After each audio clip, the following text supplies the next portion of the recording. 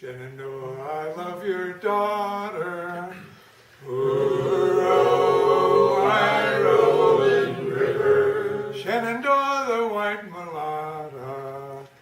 We are bound away from this world of misery. Oh, misery, my captain. He came here because of the forestry school. Yeah.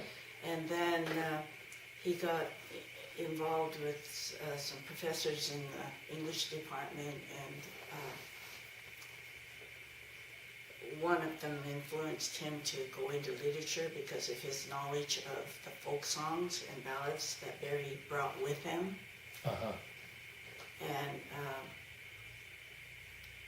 So he was a guy who just kind of knew a lot of songs Yeah. at that point. yeah, Yeah. that's right, isn't it, Barre?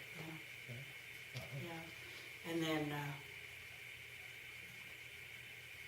I know that Barre was doing a radio station at that time too. I didn't hear about that. Radio station. What was the name of the show? I Walk the Road Again? No? Wandering Ballads. Oh, yeah. Oh, the song that opened was Walk Again, Road Again. But that was 2 years he did that. Well, Barre also formed a folk singing group here at Utah State way back then. Uh-huh. And it consisted of a woman from Formosa, and a Jewish guy from New York, and Barre. Uh-huh. And then I came into that group.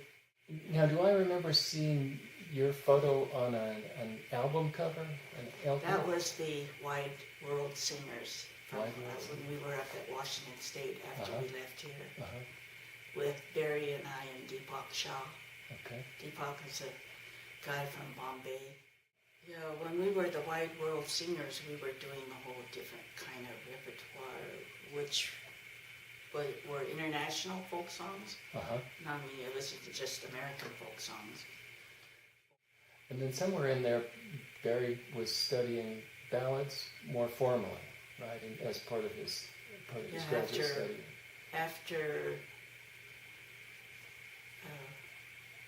I think he started that when we were at Washington State, and then he did his PhD program here, at the University of Oregon, and finished up the study on the ballads, child ballads. Right. He.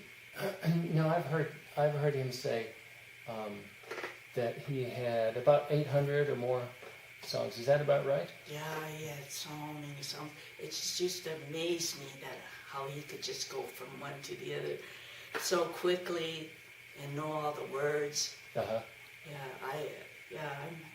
It was amazing how many songs he could recall. And I could hear a song 800 times and not know how it goes. Yeah. Misery, my captain, cry out. Ooh, my rolling river. Sally forth, my bowman, answer. We are bound away from this world of misery. Did you guys as parents make a point to pass on these songs to the kids? They were singing with us. Yeah. So it was kind of like your mother and you when you were little. Yeah. One interesting thing is that we got them started when they were still pretty small children, and we took them to Bob Beer's festival in New York. Okay. And they all sang on stage. Wow, all of them. Yeah. They all we sang on stage as a family. Yeah. Wow. I don't know how many songs, but they did sing. Yeah. The kids, and they still remember those songs that they learned. Yeah. And then they've been singing with the Sip and Sing group we had in Eugene. They wouldn't all show up at once, but several of them would, come and they'd sing along with the rest of us. So they know the songs. They're familiar with the songs that we sing. Right. So that was a similar kind of group to what we're doing here? Sip and sing? Yeah, the idea was similar, just to get together and sing, but there were instruments Uh-huh. at that time. Okay. Was it a regular thing? What, Yeah, it was very regular. every week or every month, or what was No, it didn't happen so often as we're singing, Yeah. but it happened often enough. It could be maybe once a month, but it involved more people than what we have in our group, and instruments, and Walter was one of those people, so was Ruthie. And if we had people from out of town that we knew, like Rosalie and Utah Phillips, we would have them join us. And Twilo's, the guy that she was married to at that time, was also played the guitar, and he knew lots of his own songs, and so we had the squeeze box going, and of course George Wasson was there. Yeah. And yeah, it was quite a group. Filled the house, I guess. Yeah, did. Yeah. And when we had it at Twila's house, sometimes we'd have her play the what's the name of that instrument? Psaltery. It's a big instrument that sits on the floor on legs, and it has open. The strings are visible. Right. So it's like a piano without the cover. And do you play it with hammers or She something? played it with the fingers. Like you would a harp. I see. Yeah. Was there a group of folks that you got together with here in Logan, like you did in Oregon? No. Before that point? No, not anything. It all happened after Barry had his stroke. That, now, remind me, that was 2002? Yeah. Was that in the spring when that happened? No, middle of the summer, July. July, okay. Yeah. Yeah, it was July. Remember, July 4th was not a very good day. That was the day that, well, it was around that day, but that day was the day when all doctors and so on took a vacation and went on elsewhere. So there wasn't anybody for me to go to when I started to notice my words failing. I went from here and down to the hospital and walked in the hospital even though I was in the midst of this. Yeah.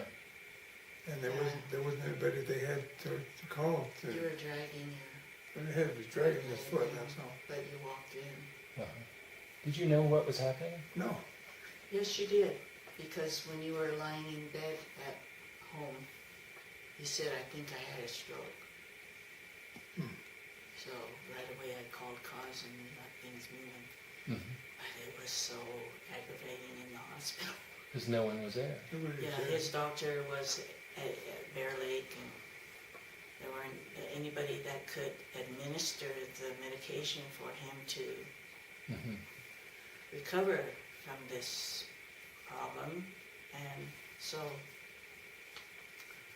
too many hours had gone by the time we got out of the ER. Yeah. By that time I was motionless. I couldn't even move. Couldn't sit up or do anything. Yeah. So anyway.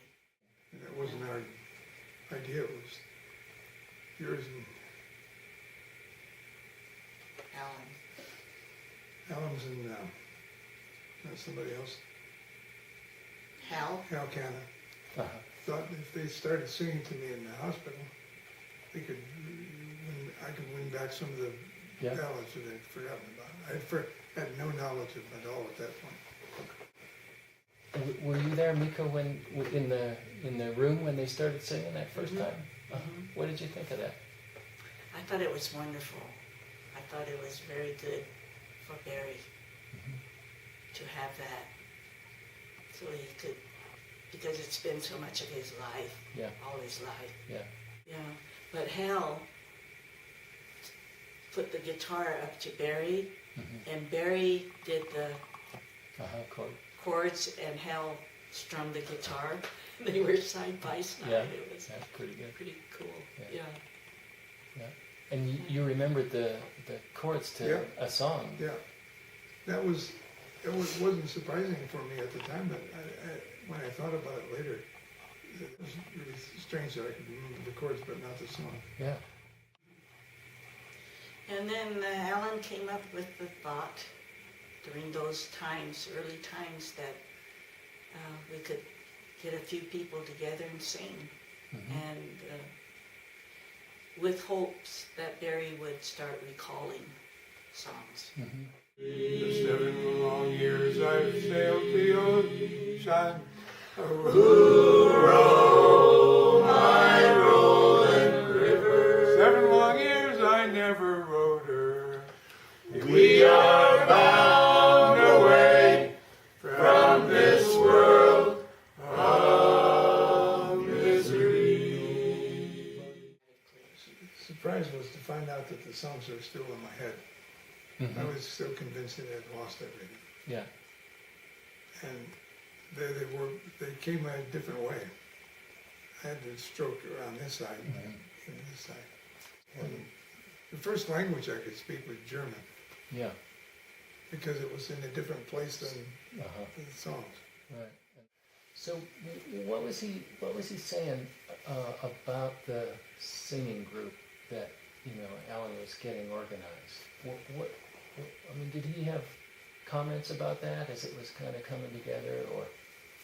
No, I think Barry was, as far as I could remember, he was very grateful that a group was getting together, because he still, he could feel that music, Mm-hmm. and he could feel how much others would enjoy singing. I mean, just to have the gathering was a good idea for him. Uh-huh. And then gradually him participating in singing. But I think Barry started to participate pretty early. And then sometimes he came up with songs that I hadn't heard in maybe 50 years. Yeah. And I'm going, whoa, that's pretty cool. But I wonder if any of the doctors that have been involved with treatments, do they know about this? Have they said anything? No. I've never said anything to them about it either. Uh-huh. How come? Maybe just spite. At first they were saying I would never hear any of those songs again, Mm-hmm. I would say, well, this is after a while, but in treatment, I say, we used to have this group that sang these songs occasionally, and then the doctors would say things like, well, that's too bad, And there was never any interest in what we did to each of those songs, so Uh-huh. I quit mentioning it. Yeah. Incredible that they would be that. I think it's reasonable according to their view. They studied it they studied strokes as something that shut things off, Mm-hmm. And one week it'll be good and another week it'll be bad, so I don't know. From inside it doesn't sound, But in general, yeah, it's been very good.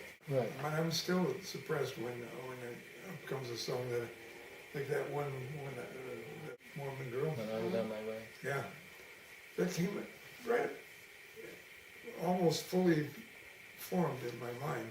Mm-hmm. I hadn't sung that since 1953. Yeah, it was a long time ago. Like you said, there's in your brain, Yeah. it has to come out.